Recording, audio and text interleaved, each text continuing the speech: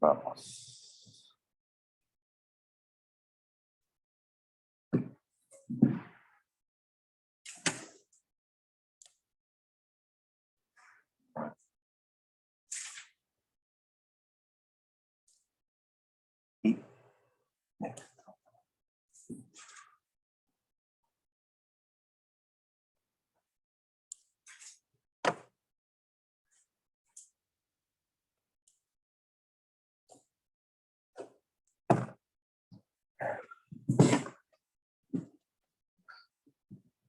Hola, hola. Ya. So.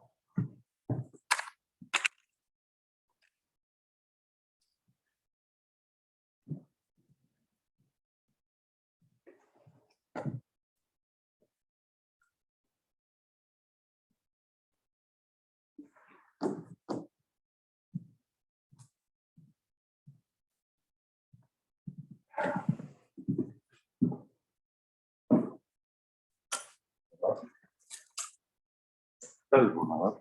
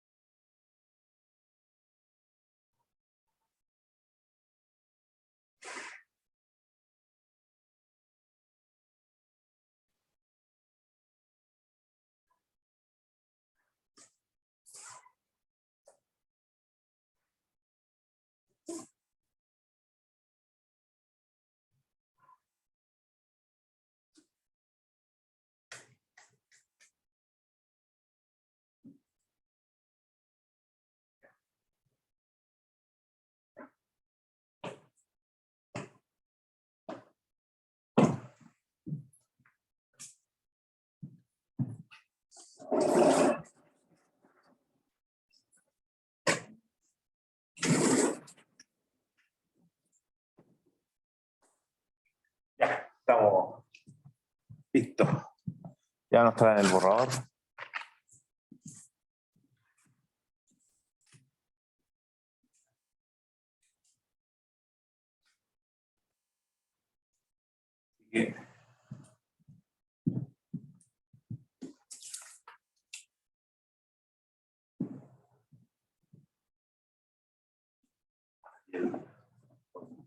Así que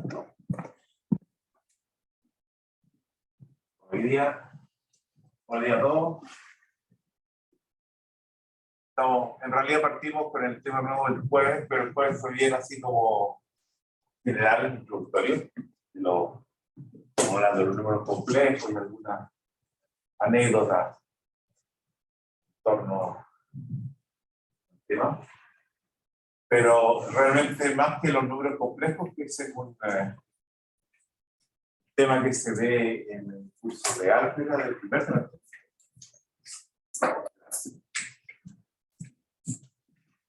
Lo que nos va a interesar es estudiar las funciones de variable compleja a valores no complejos. En la parte de Fourier, por ahí aparecieron las funciones a valores en los complejos, pero de variable real.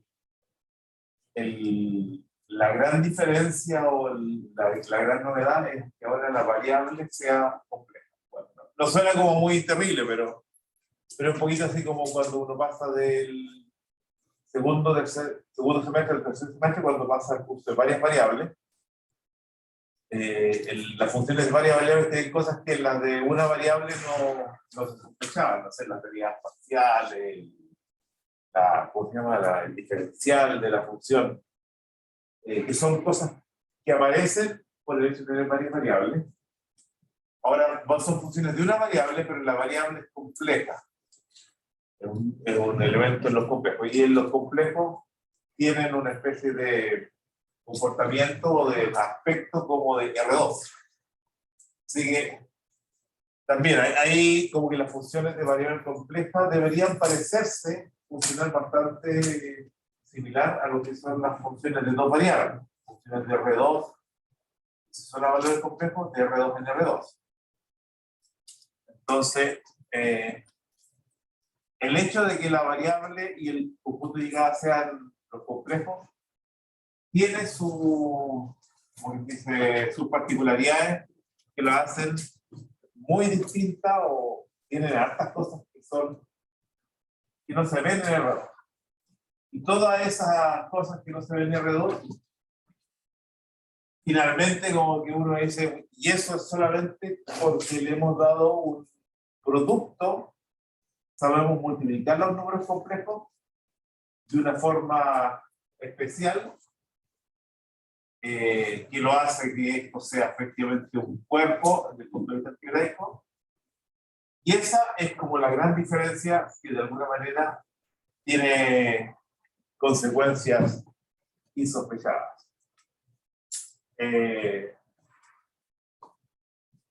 Bueno, del tipo de cosas que uno va a lograr hacer con los números complejos, por un lado es una teoría que puede ser como hermosa como teoría matemática, o sea, a uno le puede gustar ahí cómo van saliendo las propiedades, cómo se van encadenando las cosas. Eso tiene su mérito propio ahí, que a alguien le puede gustar o no gustar. Pero desde el punto de vista de hacia dónde uno puede aplicar esto, es para calcular. Finalmente permite calcular una cantidad de integrales que no se calculan con los métodos clásicos de integración. Esa es como la... Bueno, después hay otros tipos de aplicaciones, pero que no las vamos a ver, entonces tiene un sentido que nos explicamos muy bien. Al final, si es que tenemos el tiempo, usando esta teoría se demuestra, es la primera demostración que uno tiene acceso, el famoso teorema fundamental del álgebra. Un teorema que uno le hace el kit de la demostración, le hace el kit de la demostración, y la primera demostración que no es, bueno, ya, después de todos los resultados que vamos viendo, resulta que una demostración que no es demasiado complicada, usando la teoría, digo, permite entonces tener una primera demostración y de otros resultados. Entonces, vamos a, el capítulo sería algo así como funciones de C en C. Pero no voy a tener demasiado en lo que son los números complejos, porque eso lo vimos el jueves pasado. Pueden revisar ahí el video si quieren, o si no, revisan su cuaderno de álgebra para acordarse ahí. ¿Todos vieron la clase del jueves, no?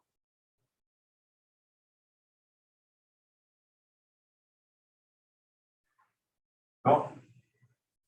No la vieron porque estaban acá, eso es. ¿No? Tampoco. Acá. Bueno, ya, bueno. Entonces, por un lado,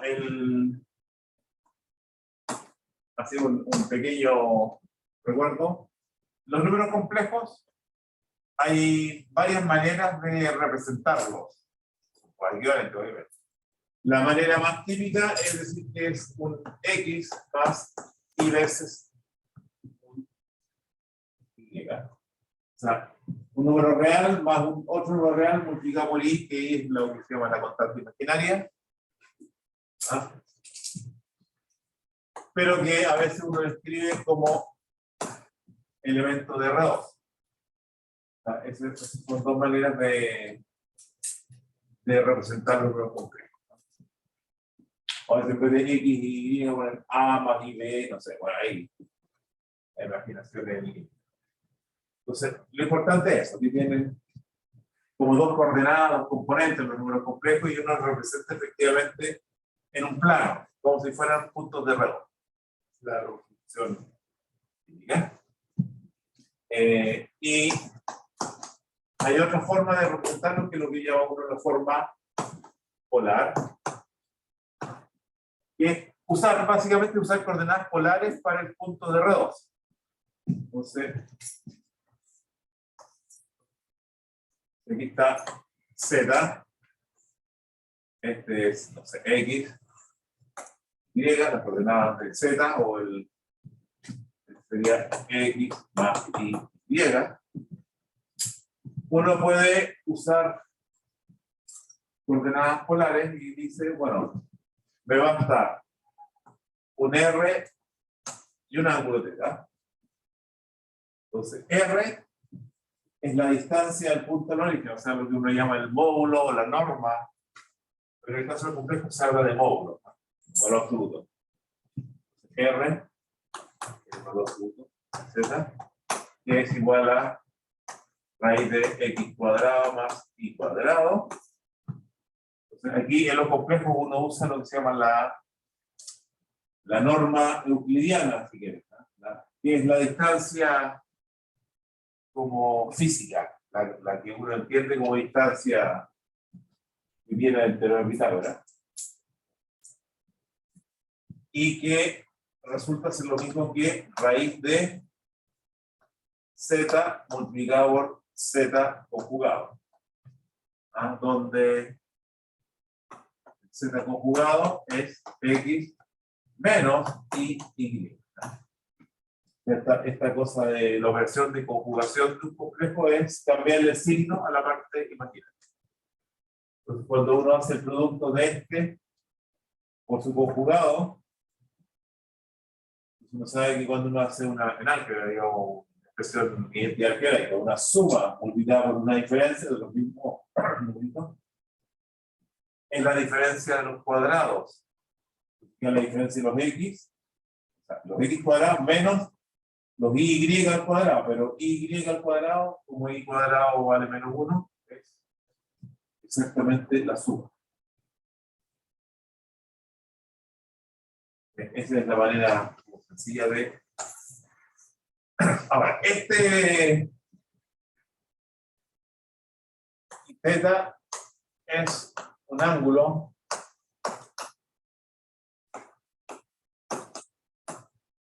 el ángulo es el que permite,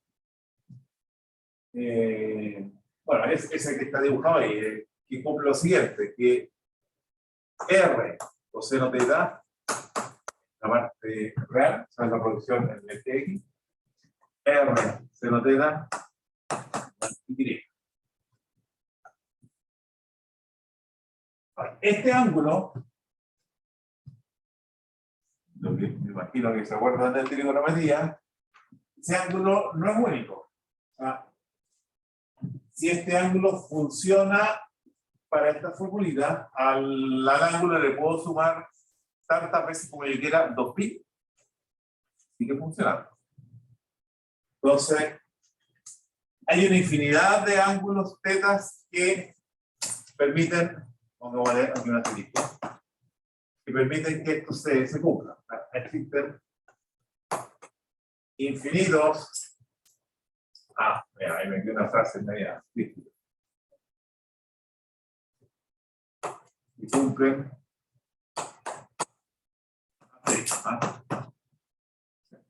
Existen infinitos tetas que cumplen. Teta más 2pi, teta menos 2pi, teta más 20pi, teta menos 40pi, no sé. Múltiplo de 2pi.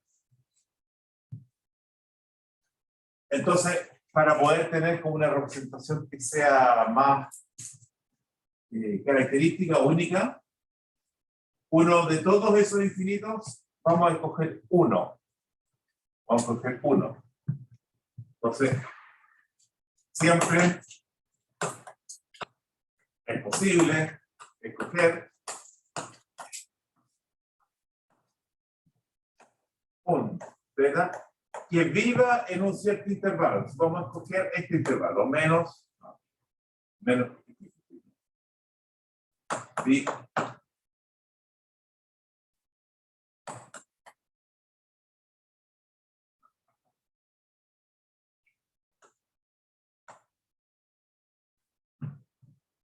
O sea, este es un intervalo de largo 2pi. Entonces, es que todos los múltiplos, es que la entera le puedo sumar múltiplos de 2pi, en algún momento alguno de esos va a caer en este intervalo. En el fondo lo que estoy diciendo es que, no sé, aquí este sería, tengo que solamente escoger valores entre menos pi y pi. O sea, el 0 estaría permitido, el ángulo 0. Sigo aumentando y voy a llegar hasta pi medio. También pi medio está en el intervalo, así que si digo pi medio está bien. Si sigo aumentando acá voy a llegar hasta pi. Pi está bien, porque es cerrado acá. Pero si sigo un z que quede por acá, no puedo seguir más allá de pi. Pero puedo usar, en el fondo, como que llegue por otro lado. O sea, a este que es más grande que pi, le puedo restar 2pi. Y va a quedar un ángulo entre menos pi y 0. Entonces, cuando me voy por el otro lado, digamos, aquí empieza a ser negativo hasta menos pi medio está dentro del intervalo. Sigo llegando acá hasta menos pi.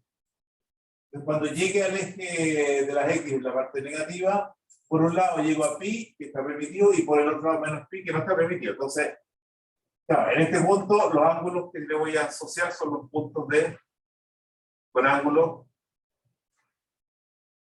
pi. Menos pi, ¿no? O sea, ese es el... ¿Se entiende ahí?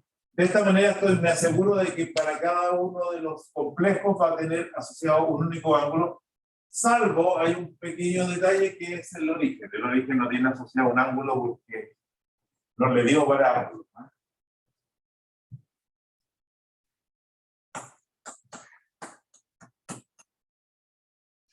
Este ángulo único, se denota arg de z.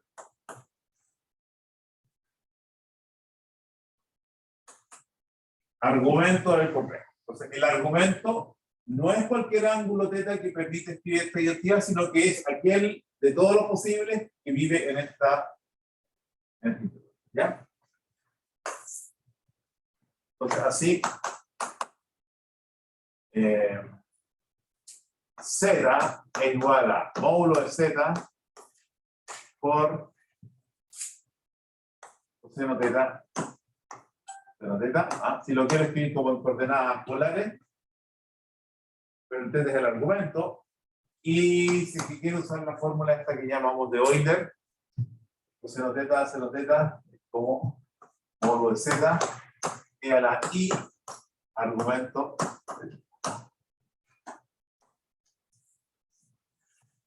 Esa es la forma polar de escribir un número complejo. O sea, un número complejo. Acuérdense que esto es a la i, cualquier cosa real, es uno de módulo 1. Así que el módulo de esto acá es el módulo de z. Esto no contribuye en agrandar o disminuir el módulo. Tiene módulo 1. Así que este es el módulo acá y ese es el ángulo, ¿sí? Como la dirección. ¿Preguntas hasta aquí? ¿No? Vamos.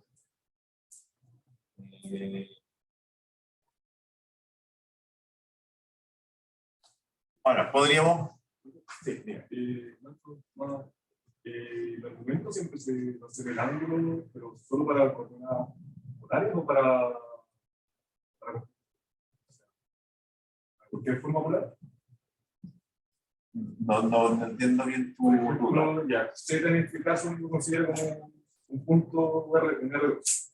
Que vamos a estar trabajando en los complejos, ¿sí? Siempre, ¿ya? Pero el argumento siempre va a ser el ángulo. Sí. O sea, ¿qué otra cosa podría ser? ¿No? Tú preguntas, no sé. Ah, bueno, sí, el ángulo. Y es el ángulo que vive acá. ¿Ya? Así que, por ejemplo, tienes z igual 1 menos i. Ese es un complejo. ¿Ya? Si lo quieres dibujar, o sea, lo quieres representar en el plano, dices 1 y menos i, acá estaría. 1 menos i. Entonces, ¿cuál sería el módulo? El fondo de la distancia al origen, o cuadrado de esto más el cuadrado de la parte imaginaria, que es 1 y 1, 2, entonces es raíz de 2. ¿Y cuál es el argumento?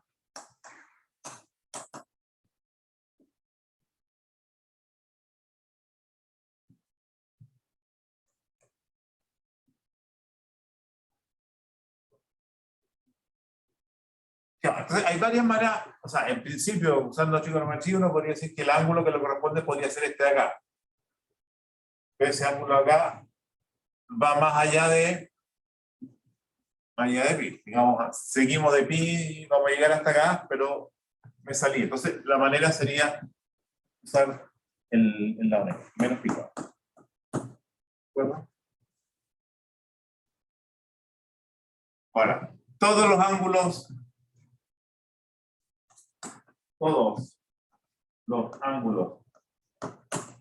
θ que cumplen asterisco, ¿no? Esto acá, o sea, todos los que yo podría poner y que está ahí el día se satisface, no son solamente este es uno, entonces son los, perdón, aquí puse argumento de θ, no es eso, pero que aquí, θ. Entonces, son los ángulos θ igual al argumento, ese es como que me dice, ese es 1, También puso argumento de la. ah, no tiene sentido argumento de θ, ¿Cuál sería el argumento de θ? ¿Ah? Si θ es un número real, ¿cuál es el argumento de un número real?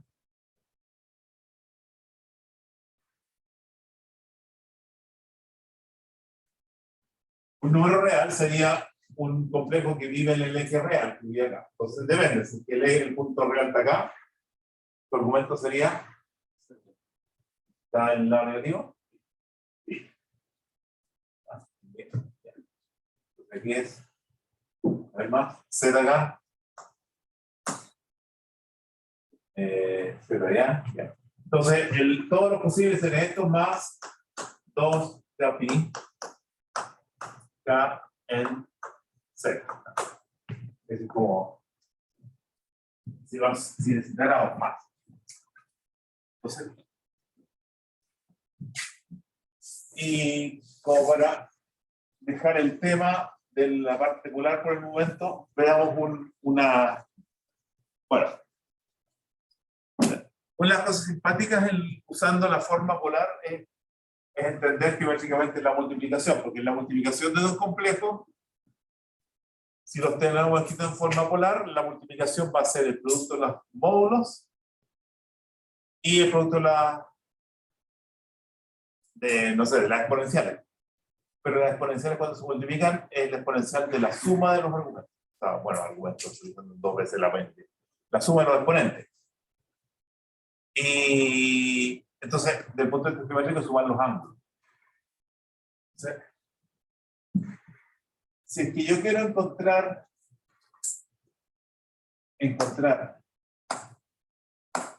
z tal que z cuadrado igual w, o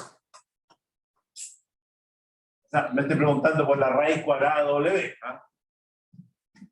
O sea, algo así como raíz de w. No usar esa notación, pero es la idea. O sea, ¿qué número al cuadrado da w? Esa es la raíz de w. Pero ahora de los complejos, ¿cómo se encuentra ese w? Entonces, el W será módulo de W e a la I argumento W. Y el Z, el que ando buscando, digamos que se escribe como R por E a la I Z. ¿No?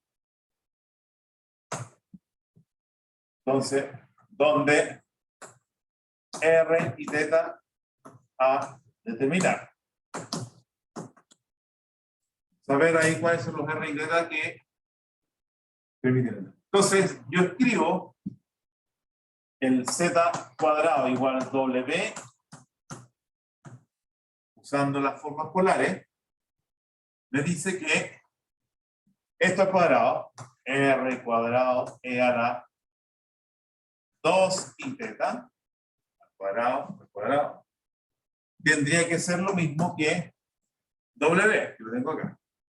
Módulo de W E a la I argumento de W. Entonces, cuando yo tengo esta identidad, yo de ahí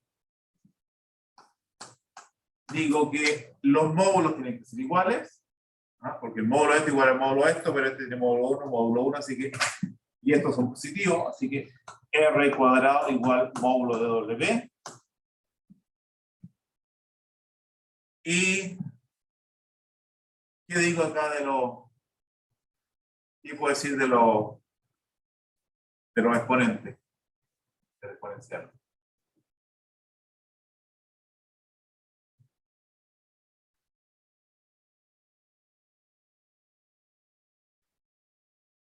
Ah.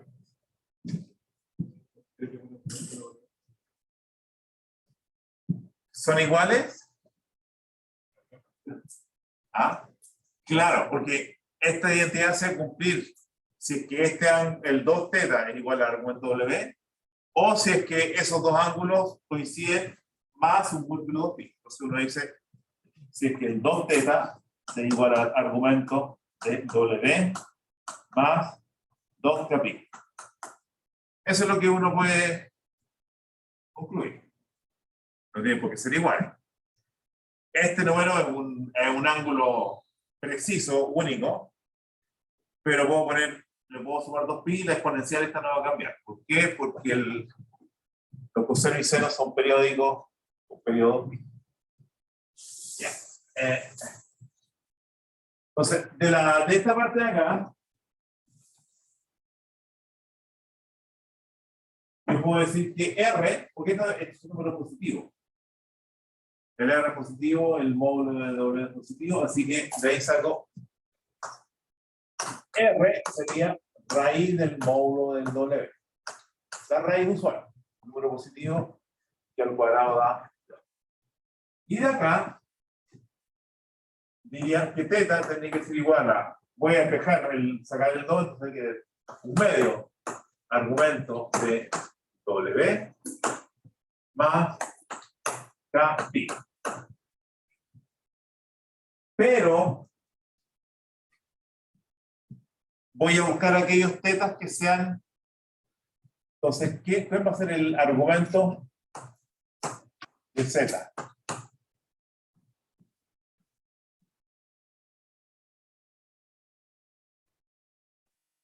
El argumento de Z va a ser un teta, alguno de estos que viva en el intervalo. Ahora, aquí, a ver, vamos a hacer un esquemita. Aquí está R, aquí está menos pi, 0, pi. Entonces, el argumento de W el argumento de W viene acá. Viene acá. La mitad del argumento es un número de acá por un medio, que va a ser un número que viviría como que acá. Aquí estaría un medio argumento de W, ¿sí? Por ejemplo, acá. Si vive ahí, Cuando yo le empiezo a sumar múltiplos de pi, ¿qué va a pasar con los múltiplos de pi? Si le pongo un múltiplo negativo, menos pi sale para afuera del intervalo donde tenía que estar. Y si sigo con múltiplos negativos, me voy para allá. Pero el múltiplo positivo, el primer múltiplo positivo me lo deja acá. Entonces, habrían dos soluciones de esto que viven en el intervalo donde debería estar el argumento de z. El tercero ya se sale. Entonces, lo que tengo que hacer es buscar aquellos dos, o sea, buscar todos los que viven acá, y esos son todos los posibles argumentos de z. Y geométricamente aquí nos da cuenta de que hay exactamente dos posibilidades para argumentos. Y que va a depender cómo los construyo, va a depender si es que este numerito vive en la parte negativa o en la parte positiva. Si vive en la parte negativa, sería este, y el siguiente sería este más pi. Si este argumento es en la parte positiva, sería este, y el otro este menos pi. Serían los dos que, entonces, sí. Argumento de W A. Y si es 0, si el argumento B es 0, bueno, si le resto pi, estoy fuera porque ya está abierto acá, pero si le sumo, quedaría acá. Entonces, si el argumento de W es mayor o igual, menor o igual que 0,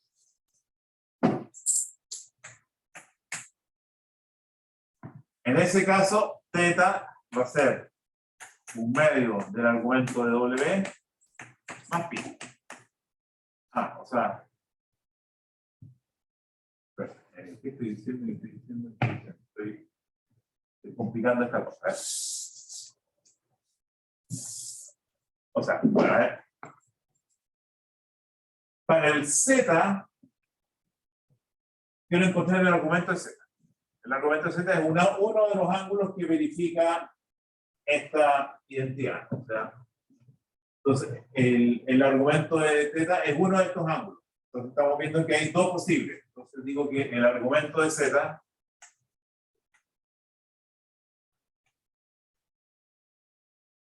pertenece al intervalo, o sea, al conjunto medio de argumento de W. O sea, ese es un posible ángulo.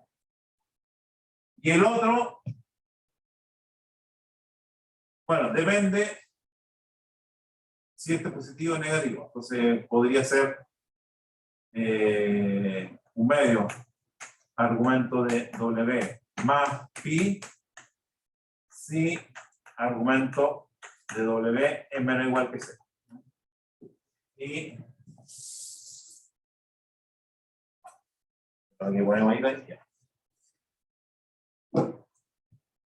Y argumento de Z igual medio argumento de W y argumento de W menos pi y argumento de W es mayor. Ese sería el, o sea, uno mirando acá ahora, por ejemplo, aquí ahí tengo el Z. Lo primero es calcular la raíz del módulo. Supongo que por aquí que raíz del módulo de Z. Bueno, depende si Z es mayor que 1, o sea, si tiene módulo mayor que 1, menor que 1, entonces más chico o más grande que el módulo de Z. ¿No? Claro.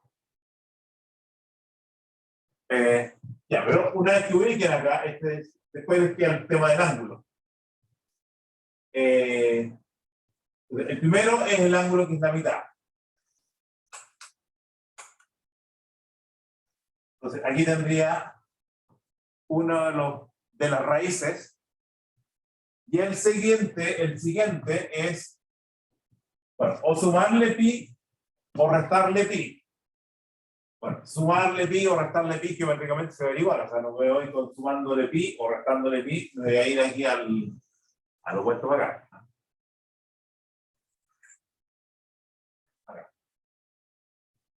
Y bueno, en este caso, como este era un ángulo, no sé, que está en el primer cuadrante, este tendría que ser un valor entre 0 y menos pi. Pero, digamos, estas son las dos raíces. De hecho, esta, Z1, y esta Z2. Este era W. Módulo W, Z1, Z2. Ahora, claramente, Z2 igual menos Z1. O sea, es las mismas cosas que ocurrían en el R, tengo una raíz y la otra es menos esa raíz. Porque por la regla sí no siguen nada. Menos Z1 por menos Z1 es lo mismo que Z1 por Z1. Ahí tengo. O sea, todo número complejo, salvo el 0, todo número complejo tiene dos raíces. Dos números complejos que al cuadrado dan ese punto. Y ahí tenemos su forma polar, que es la que nos permite anticipar ahí cómo se calcula. Ya, bueno. Lo dejo aquí como ejercicio.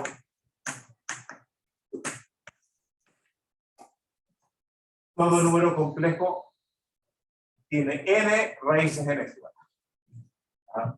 Todo W en C tiene n, entre comillas, raíces enésimas complejas y distintas.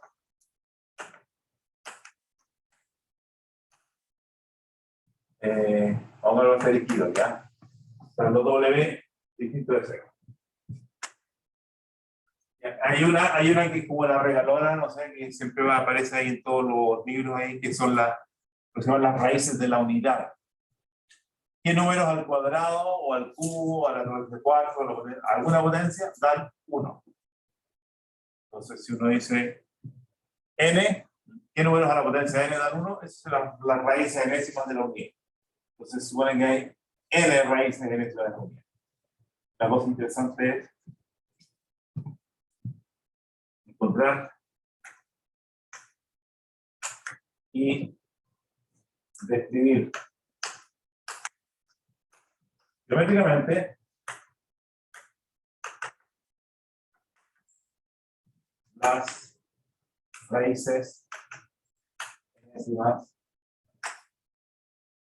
de W igual 1, o sea, de lo que es. Yo me imagino que esas cosas las hicieron en álgebra, así que a lo mejor revisen ahí. Y se dibujan en el círculo trigonométrico todas esas raíces. Ya. Ya, eso era como para entrar un poquito en el tema de los complejos, pero lo que queremos son las funciones. Entonces, funciones de variable compleja. Vamos a una cosa. Sea f, ahora c en c. Y a z le hace corresponder f de z. Primera. O sea, hay una notación que vamos a usar a lo largo de esta parte.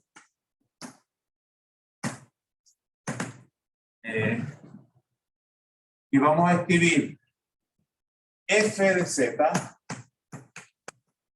y vamos a identificar en f de z lo que es la parte real y lo que es la parte imaginaria, o sea, la que tiene un número real y la que tiene la parte multiplicada por i. Vamos a decir que esto se escribe como una función u de xy. Xy es, o sea, z igual x más y. Las dos componentes del número. Entonces, el FZ se queda con U más I veces B de X. Entonces, como la parte local de F, y esto de acá es la parte imaginaria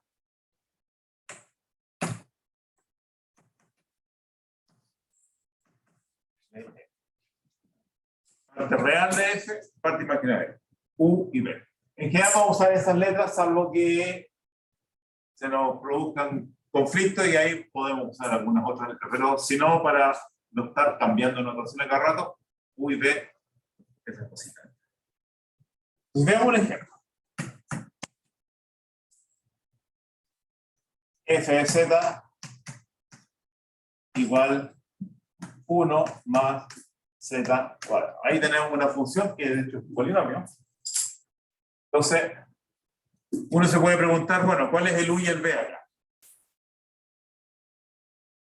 Para calcular el U y el B, lo que tengo que hacer es escribir X más Y al cuadrado y escribirlo a eso para ver, dejar explícito cuál es la parte real y la parte imaginaria de toda esta cosa. Ese es un número real, así que está perfecto ahí. Y esto al cuadrado, esto multiplicado por esto mismo, ahí se acuerdan cómo se multiplican los complejos. ¿Cuánto es esto? Más Y al cuadrado.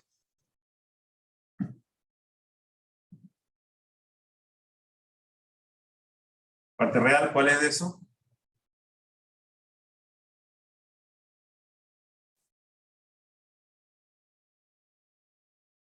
¿Ah? ¿Cuánto vale esto? Términos de X y Y.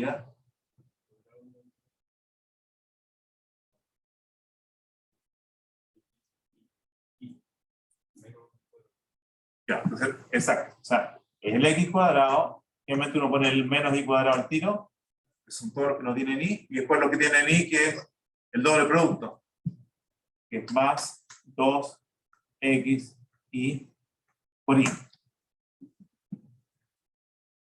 Y aquí entonces identifico, esto es todo lo que es real y esto es lo que está factor de Y. O sea, en esa notación, ¿cuál sería el U y cuál sería el B? El U de X y sería acá, que es 1 más X cuadrado menos X cuadrado. B de X y sería 2X. Entonces, un momentito. Entonces, trabajar con una función de variable compleja es como equivalente a trabajar con dos funciones, U de X y B de X. Pero creo que es U de X y B de X según la nomenclatura que hemos visto hasta ahora en el curso, antes de variable. ¿Qué es lo que serían esas funciones?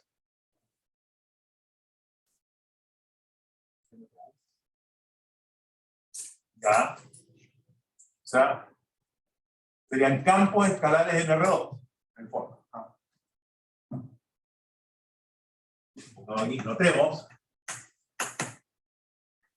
que U de X y B de X y son campos escalares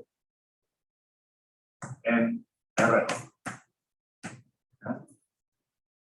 O sea, una función de variable compleja es equivalente a tener dos campos escalares. Un campo escalar sería parte real, el otro campo escalar sería parte imaginaria. Yes. Y ahí tenemos nuestra función de variable compleja. Ahora, F, definición, F es continua si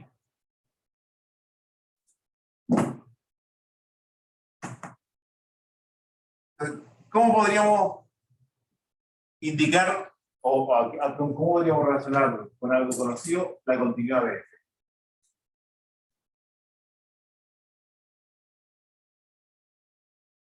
Porque estamos aquí metidos aquí en el campo de los complejos. Pero el campo de los complejos, o el cuerpo de los complejos, es como R2, salvo que hay un producto, pero si no, la norma en los complejos, que en el módulo, es la norma euclidiana. Entonces, es como R2 con esa norma euclidiana. Por otro lado, sabemos que en R2 todas las normas son equivalentes, así que ahí estamos cogiendo una para trabajar con esa, pero desde el punto de vista de las límites, de las convergencias en los complejos, es como los límites y convergencias en R2. La misma cosa. Lo estamos escribiendo un poquito distinto, pero bueno, perfectamente este dije lo puedo escribir como par ordenado, como que fuera un elemento redondo. Entonces, la función f va a ser continua. Podríamos decir sí, lo es como función de R2 en R2.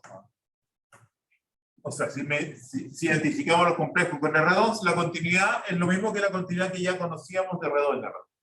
Y ahí vale lo que teníamos en cálculo en varias variables. Ahora, como tiene dos componentes, la continuidad de una función con varias componentes es equivalente a que cada componente sea continua. O sea, U de xy, V de xy, continuos,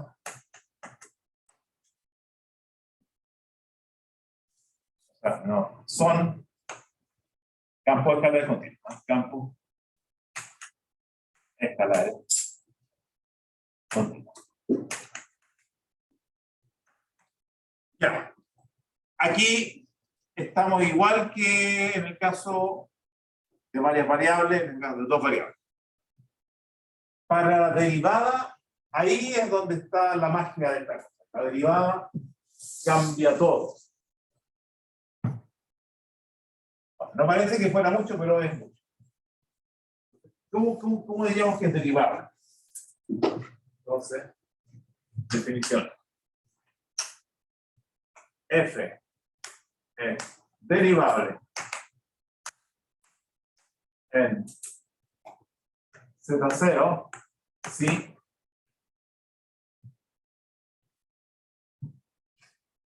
entonces aquí como si uno tiene algunas alternativas que se le podrían ocurrir. Por ejemplo, como la función corresponde a tener dos campos escalares, uno puede decir que es derivable si estos dos campos escalares son, no sé, diferenciables, derivables de uno, no sé, alguna cosa. Pero, y ahí está la genialidad de los que empezaron a trabajar esta cuestión. Dijeron, es derivable si el límite de f de z0 más h menos f de z0 partido por h, cuando h tiende a 0, existe. Que es como devolvernos el curso de varias variables, devolvernos al curso de cálculo diferencial y decir, bueno, pero la derivada se calcula así, ¿para qué nos hacemos tanto lío? Ahora, en el curso de varias variables esto no es posible de escribirse, porque en varias variables no se pueden dividir los elementos de R2. Pero como estamos ahora en los complejos, y los complejos un cuerpo, la división está bien definida, salvo como siempre la división por 0. Pero aquí no quiero dividir por 0, quiero dividir cuando h tiende a 0, pero no es igual a 0. ¿Sí?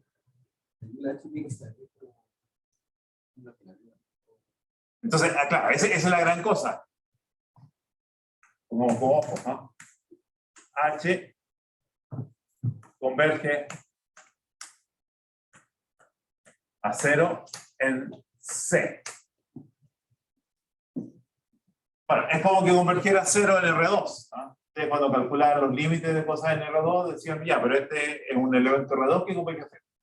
Y ahí uno se hace todo tipo de líos porque la convergencia a 0 en R2 o a cualquier cosa en R2, había muchas maneras de acercarse.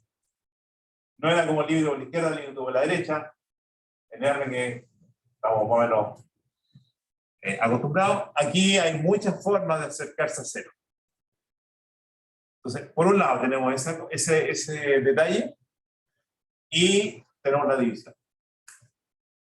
Entonces, H converge a 0 en C.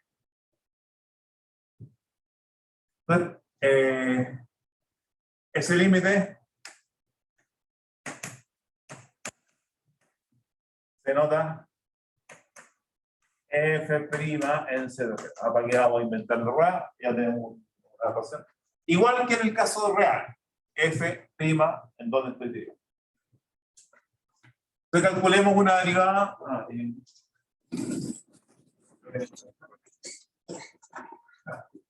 Calculemos una derivada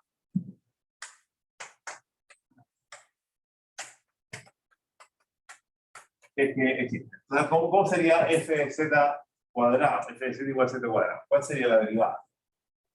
Entonces, f' en z0 sería el límite de z más h cuadrado menos z0 cuadrado h. H tiende a 0. ¿No? Ese límite. Que es igual a h tiende a 0. Binomio z0 cuadrado más 2z0 h más h cuadrado menos z0 cuadrado igual a h. Y bueno, se van los z0. Divido por h lo que queda. Ya el límite. H tiende a 0. 2z0h partido por h. 2z0. H cuadrado partido por más h.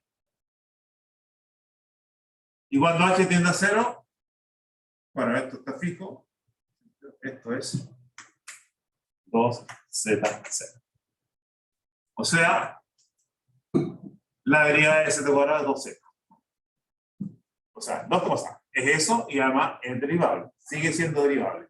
Y una cosa fantástica, vamos a ver que todas las funciones típicas de R, funciones trigonométricas, funciones logarítmicas, exponenciales, etcétera, polinomios, tienen las mismas derivadas en su versión compleja que tenía en su versión real. Entonces es una gran ayuda porque cuando uno tiene que hacer el cálculo de derivadas, todo lo que saben de derivadas lo pueden aplicar. ¿Sí? Esto lo puse. Y ya. Bueno, ahora. Ya. Y aquí viene la definición. Hay una palabra nueva ahí que vamos a tener que meter en el vocabulario, que es una función holomorfa. El término holomorfo es medio extraño ahí. Lo que pasa es que las funciones derivables en los complejos, las funciones derivables tienen unas ciertas propiedades geométricas de mantener la forma o de preservar como las formas.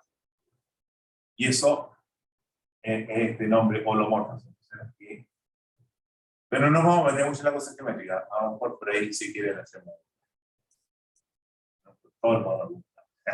No. Entonces,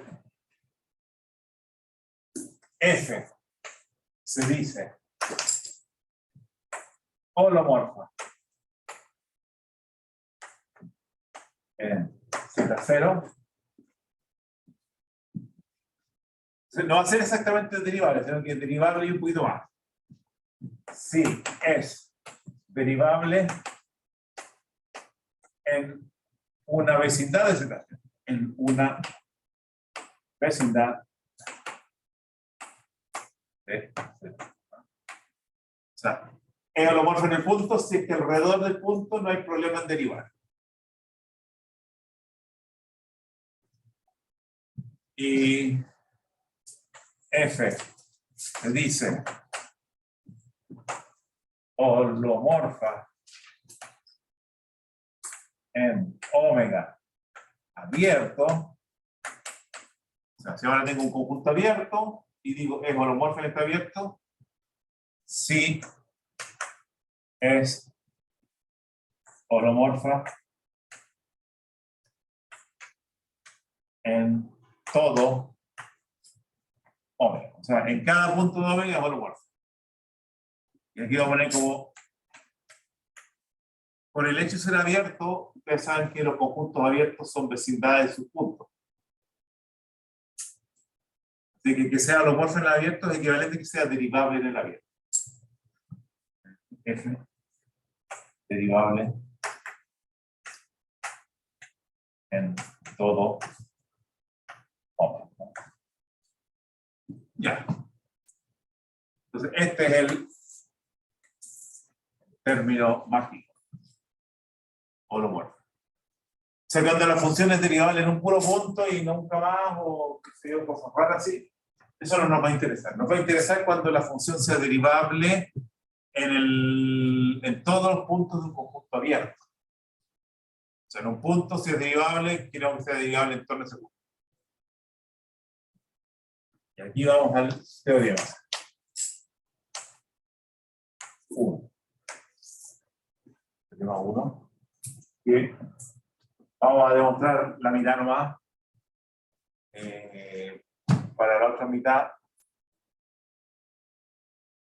tendrían que acordarse o hacer un recuerdo de lo que eran las funciones diferenciables. ¿Se acuerdan de las funciones diferenciables en R2?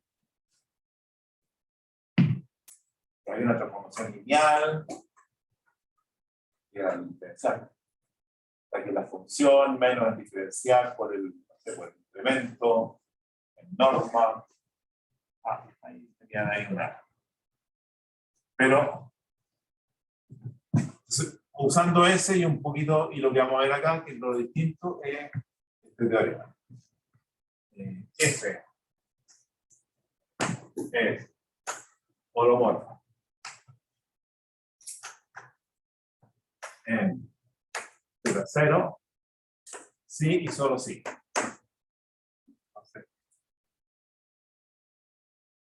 esto nos permite identificar fácilmente cuándo estos límites entonces existen, cuándo se pueden derivar y las otras propiedades que vamos a ver. Sí, solo sí. U, B son diferenciables en torno a X0 y Y0. O sea, si es que las dos componentes son funciones diferenciables, pero eso no basta. Entonces, esa es la cosa que uno, como que queda un poquito, una primera sorpresa. No basta que el U y el B sean funciones diferenciables para que la combinación U más I B sea una función holomorfa. O sea, una función derivable en los complejos. O sea, derivable. Sino que hay una segunda condición que tiene que cumplirse, que es que de U a dx, la derivada parcial de U con respecto a X, tiene que ser igual a la derivada parcial de B con respecto a Y.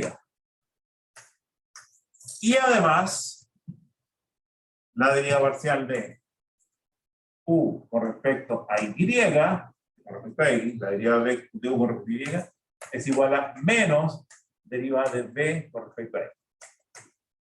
Ya, esas dos condiciones hay que internarlas, internalizarlas. Esas las vamos a usar muchas veces. Entonces, claro, yo me acuerdo siempre de, porque tengo las dos funciones, U y B, las dos variables X y Y, entonces de U a de X, de B y Y. Esta es como la relación directa. De U a de X, de B a de Y. Y la otra, cambio aquí X por Y, Y por X, y en ese caso va a ser signo menos. Esta queda con signo más, esa queda con signo menos. Estas se llaman condiciones de Cauchy. Vamos a verlo en la prueba aquí nomás. Cauchy-Riemann, ¿no? Ese es el nombre, ecuaciones o las condiciones de Cauchy-Riemann. O sea, en resumen, para que sea holomorfa tiene que ser diferenciable cada una de estas cosas y cumplirse las condiciones de Cauchy-Riemann. Que son esas dos. Eso acá.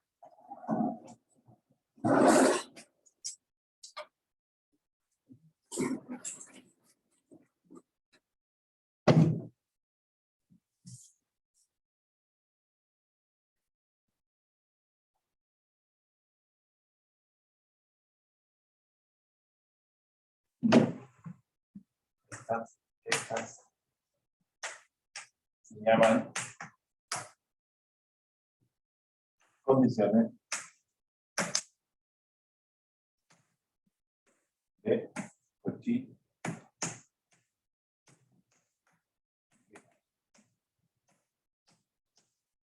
Y que las vamos a simbolizar CR, cada vez que hagamos mención de estas condiciones, los vamos a jugar CR.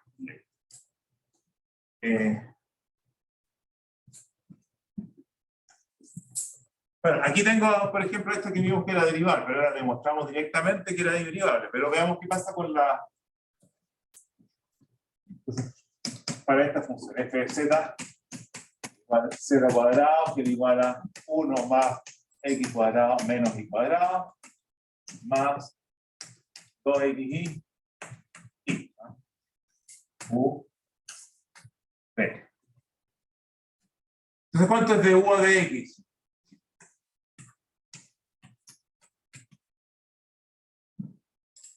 Doy. De b a de i. Doy.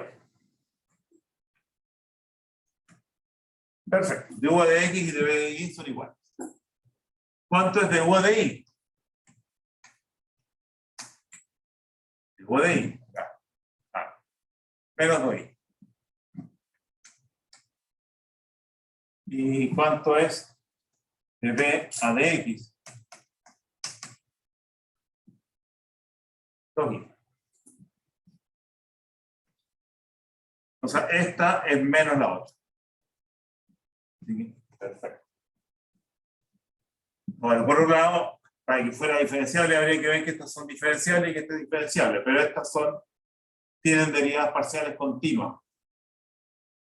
Entonces, tienen derivadas parciales continuas diferenciables. Ese va a ser como el truco habitual para nosotros. No vamos a tener cuestiones raras, sino que vamos a tratar de mantenernos para la diferenciabilidad de U y B, vamos a mirar si es que las derivadas parciales existen y son continuas. Derivadas parciales existen y son continuas. Así que es diferenciable y cumple Cauchy-Riemann, así que es derivable. Bueno, de hecho ya la habíamos derivado, así que era derivable. Pero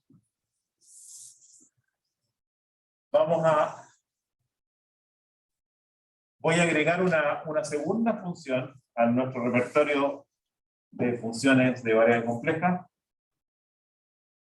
Un poquito usando alguna astucia intuitiva, ¿no? Definamos e a la z. ¿Cuál será la función exponencial compleja? Entonces, usando e a la x real, o sea, esa la conocemos, la exponencial real, vamos a aprovecharla, y e a la i x. O sea, si tiene un exponente real, es la exponencial. Si tiene un componente imaginario, e a la i x, vamos a decir que eso es coseno de x más i seno de x. Aprovechémonos ahí de esa cuestión.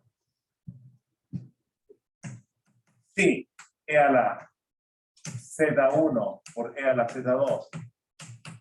Si es que esta propiedad queremos que se mantenga en los complejos, o sea,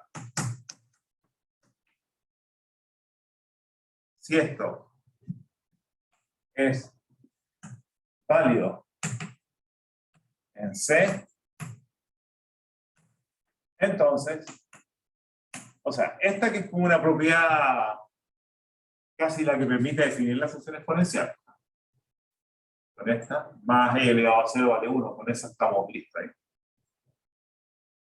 Nos acordamos de las exponenciales reales y de las exponenciales imaginarias con la fórmula de Euler, digamos, con estas dos fabriquemos esta función exponencial z, de la siguiente manera. Así, e a la z es e a la x más y. Entonces, usamos la exponencial de la suma. E a la x, e a la y. Y usemos la exponencial de un real y la exponencial de un imaginario. Entonces, esto va a quedar e a la x factor de coseno y más y seno y. Igual coseno de y e a la x más y seno y e a la x. E a la z. Y ahí tenemos, bueno, yo un poquito fea porque apareció función trigonométrica metida dentro del exponencial. Pero eso, no sé, como que ya uno sospechaba de que había alguna relación de parentesco entre el exponencial y la trigonometría. Cuando se ven las funciones hiperbólicas, uno dice, pues estas funciones hiperbólicas tienen unas reglas de derivada y otras cosas y unas identidades que son re parecidas a las reglas y identidades trigonométricas. En el fondo, si quieren, el origen de esa similitud es porque exponenciales y trigonometría tienen aquí una especie de parentesco. ¿Ya? Bueno, ahí quizás en la sociedad podrían después revisar un poquito más el parentesco, pero me interesa ver qué es derivable esta cosa. ¿Cómo sería que es derivable? El u de xy para esta función sería coseno de y e a la x. Y el b de xy sería seno y a la x. Entonces, bueno, deberíamos demostrar por lo menos la mitad del teorema, lo tengo ahí de vuelta ahí. Ya. El u de x.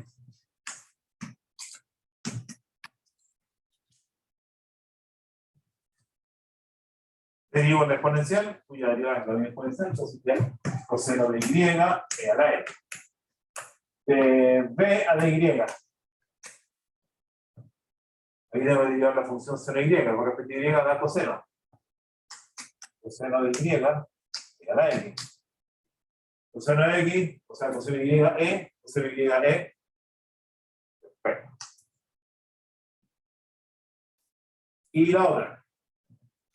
De u a de y, deriva aquí con respecto a y, la deriva de coseno es menos seno.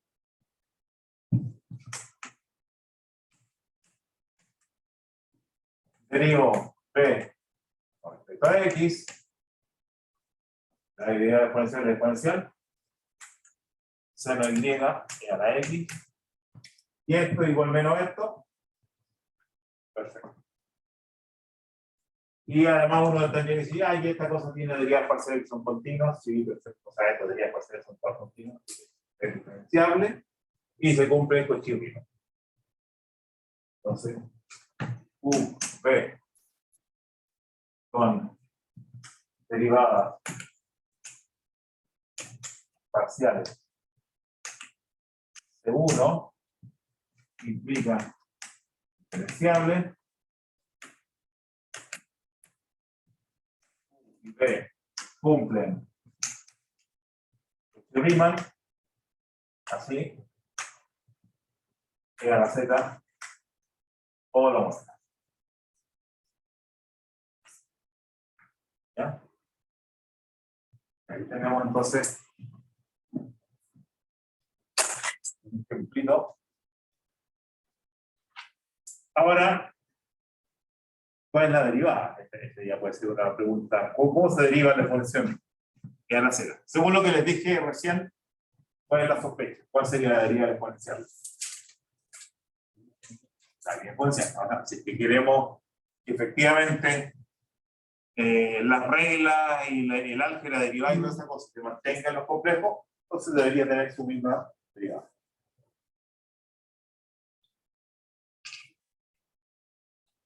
Entonces, vamos a mirar cómo se muestra el teorema y de paso vamos a ver cómo se calcula esta derivada.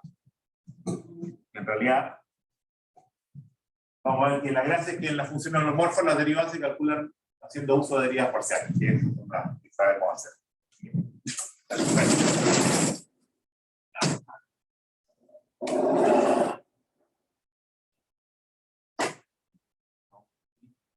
Lo que vamos a demostrar es que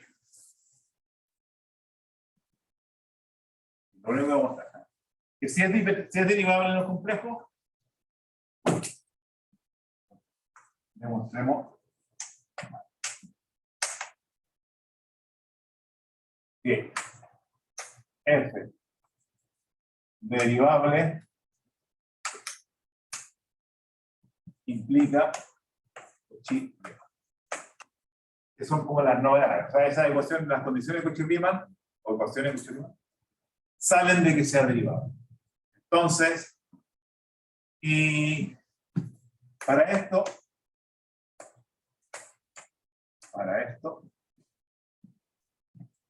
usemos que el límite de f de z0 más h menos f de z0 partido por h, cuando h tiende a 0, no depende, ese límite no depende de cómo me acerque a 0. No depende de cómo hago h tender a 0. Entonces, yo podría hacer tender h a 0 de varias maneras, como siguiendo una espiral, tirándome por los ejes y coordenadas, tirándome en forma oblicua, distintas formas. Entonces, usaré h igual, perdón, h perteneciente a R, o sea, voy a irme a 0 con h reales. O sea, tender a 0 con números reales. Y eso me da una formulita. Y h tender a 0. O sea, voy a hacer h tender a 0 y ver qué pasa. Y voy a hacer IH con h real tender a 0. O sea, geométricamente, lo que voy a hacer, aquí voy a arrastrar porque aquí cae.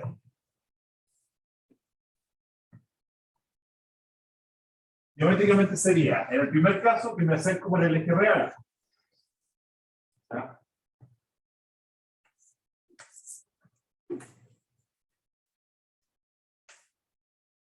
Ese es el primer caso. H. Ahí está el 0. Y el segundo caso es este.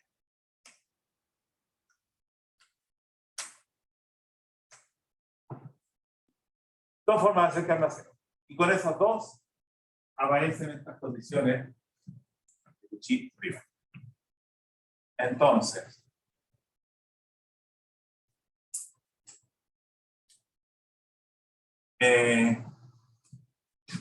primer caso.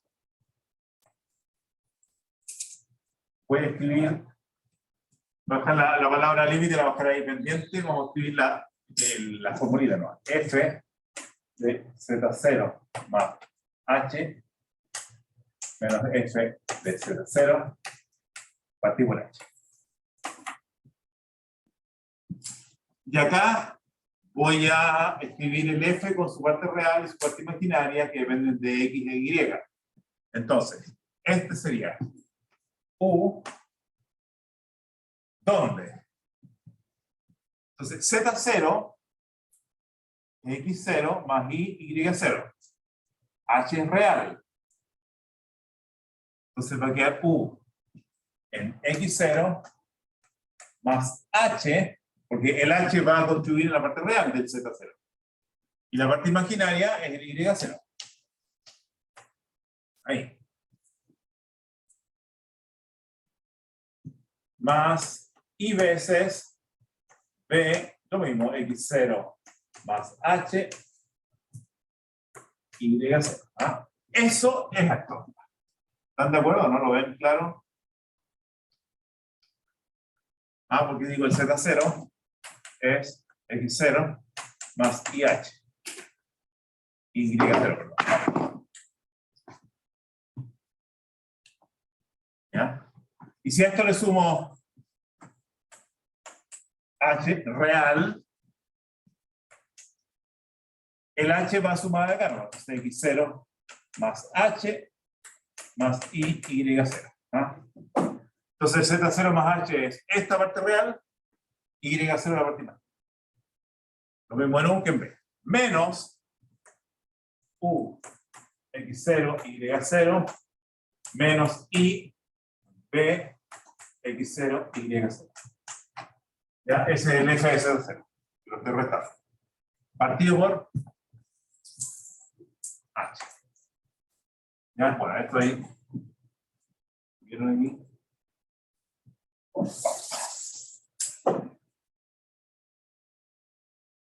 Ahora, esto de acá,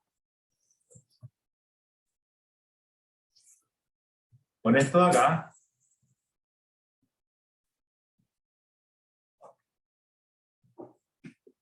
cuando h tiende a 0, aquí tiende, esa parte del cociente. U de x0 más h y0 menos u de x0 y0 partido por h. Cuando h tiende a 0, ¿qué tiende eso? ¿Cómo se va a definir?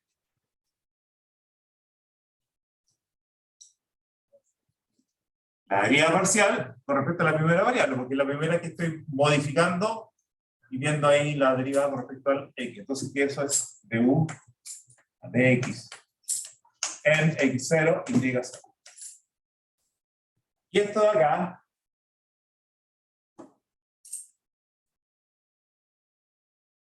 ¿qué va a hacer eso?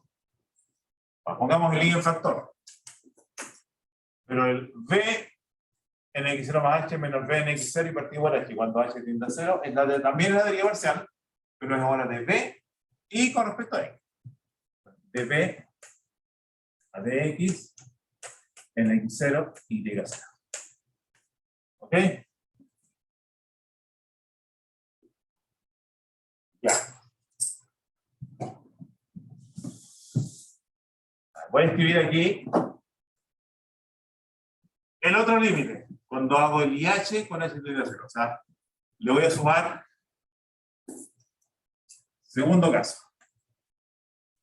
F en Z0 más IH menos F en Z0 partido por IH. Y aquí hay que escribirlo con cuidado. Entonces va a quedar algo, no sé, y espero que vaya como el largo ahí. Abajo en el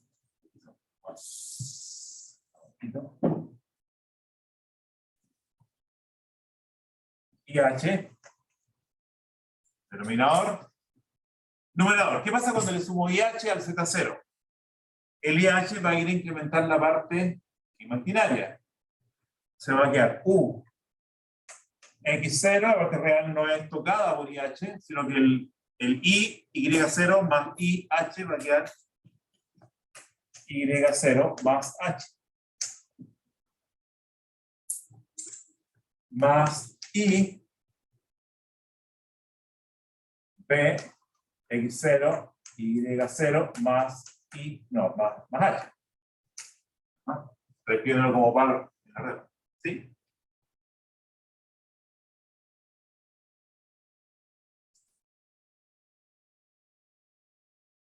Menos, y lo mismo, ¿eh? Menos u de x0, y0, menos i de x0, y0. Ahí está. Entonces, puede ser lo mismo. Voy a juntar los u para ver el límite con los u y el límite con los b. Entonces, el u es este u y este u de acá.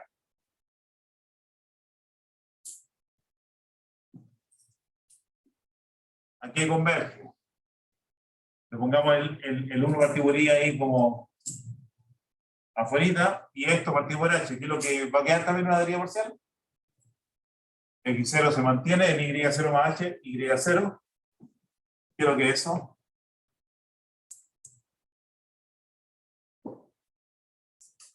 El límite cuando h tiende a 0 de tomar esto, restarle esto, dividir por h, el 1 partido por i lo dejé aquí a la espera. ¿Qué es lo que es eso?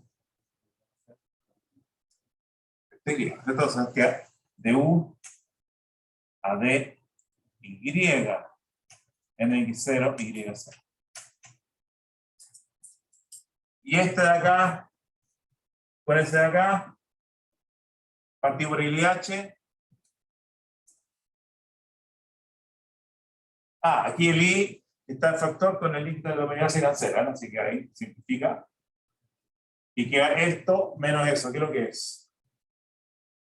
Es de b a dy.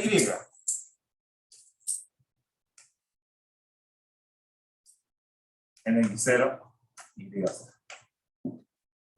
Entonces, dependiendo de cómo hago el h tender a 0, en un caso me dio esto más esto, separando ahí la parte u y la parte b, ya sé el límite, y tomando el IH tendiendo a 0, me dio esto más eso de allá.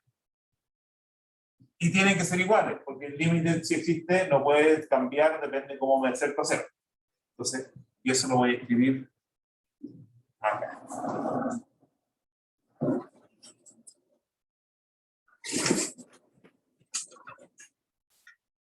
Si no me he equivocado en los cálculos, voy a llegar a las buenas opciones. ¿Sabes? ¿Cómo el límite existe y es único, ¿ah? No depende de cómo lo calcule, tengo que llegar al mismo resultado, entonces queda de u de x más y veces, el primer caso, y que de u de x más y veces b a de x, tiene que ser igual al segundo cálculo. Ahí quedó, me digo, vas a ver ahí, 1 partido por i, de u de i,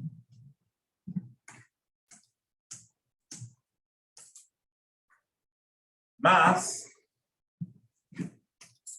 de b a de i. ¿Eso es? ¿Está bien ahí?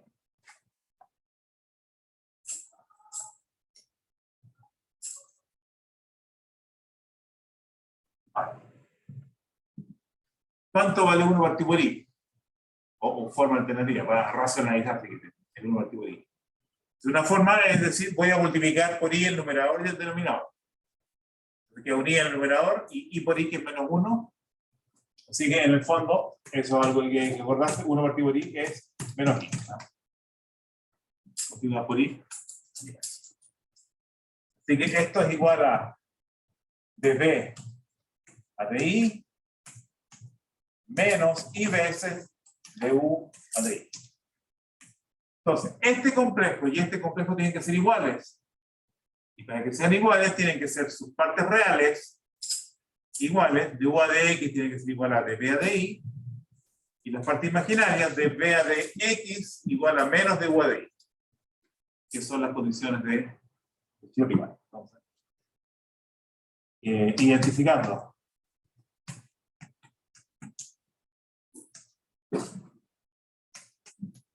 partes reales y partes imaginarias,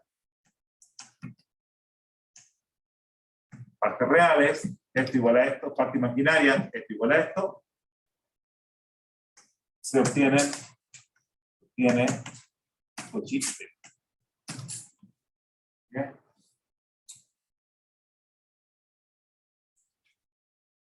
Y de paso, lo que hicimos fue calcular, y de hecho tenemos ahí varias alternativas.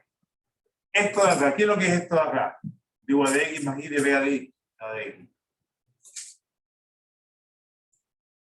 Y salió de un límite. Esa es la derivada de F. Esto de acá también las derivadas de F, escrito de otra manera.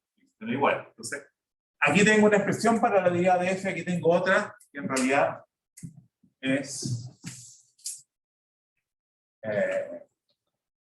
con esta y jugando con la ecuación de Cauchy-Riemann puedo cambiar el deriva de X por deriva de Y, que son iguales, Cauchy-Riemann, y el B de X lo puedo cambiar por deriva de Y con signo menos, y hay muchas formas de derivar, pero correcto, correcto. Observación, F' en Z igual a de U a de X más I de B a de X.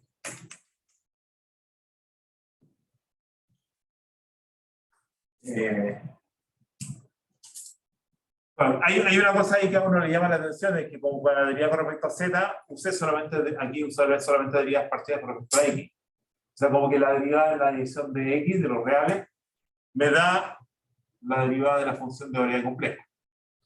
Pero también podría escribir esto como de U a X es de B a de Y, condición de Cauchy-Riemann, esto es igual a eso, menos I de B a de Y.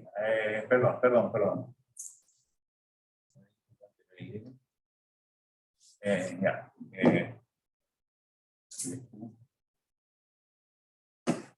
Debo de Y, eso. Porque debo de Y igual menos de B de Y. Así que ahí está. Y un ejemplito solamente para E a la Z era E a la X, seno X más I, E a la X, seno, perdón, Y. Esta es la formulita con la exponencial. Derivemos la exponencial, ahora que tenemos calculando unas derivas parciales. Entonces, D es Z a de Z, que es lo mismo que Z prima, no sé, ahí. La ocasión ahí se puede usar esta, tiene permiso, de A de Z o Z prima, es de U de X, ese es U. Derivado con respecto a X, no le pasa nada. La derivada exponencial así que ya. E a la X, o sea, Y. Más I de B a de X. Wow. Y acá de B a X no le pasa nada, porque es derivada exponencial. E a la X, seno Y. O sea, es E a la Z. Efectivamente, la derivada exponencial con esta definición tiene esa propiedad.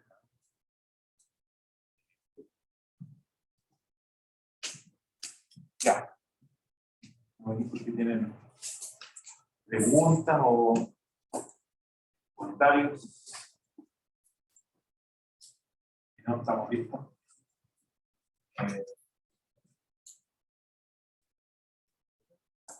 Bien. Siento que yo voy a calcular con la derivada como la situación de U de X, ahí de B. Sí, claro. O sea, si quieres calcular la derivada de una función de variable compleja, puedes usar esta expresión, pero previo te verificas que es derivable en lo complejo. Entonces tienes que verificar Cauchy-Riemann, que esto de U a de X y de B a de Y son iguales, y que de U a de Y igual a menos de B a de X. Entonces, verifica las funciones de Cauchy-Riemann, entonces ya tengo derecho a derivar, y para derivar puedo usar cualquier forma.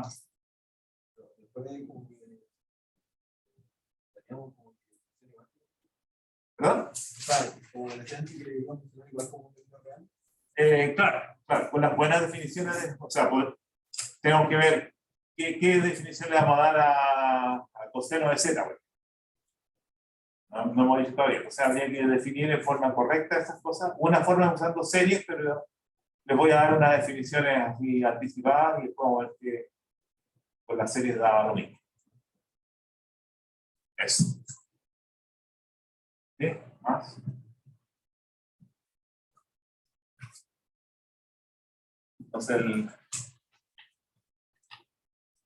el viernes vamos a ver un montón de teoremas relacionados con las funciones holomorfas.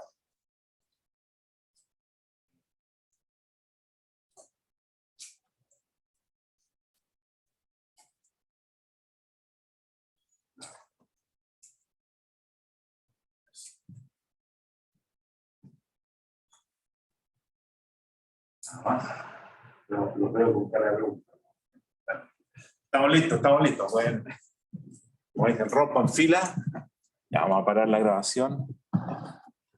Y. Venlo para acá. Aquí, finalizar. Ya. Estén bien. Chao, chao.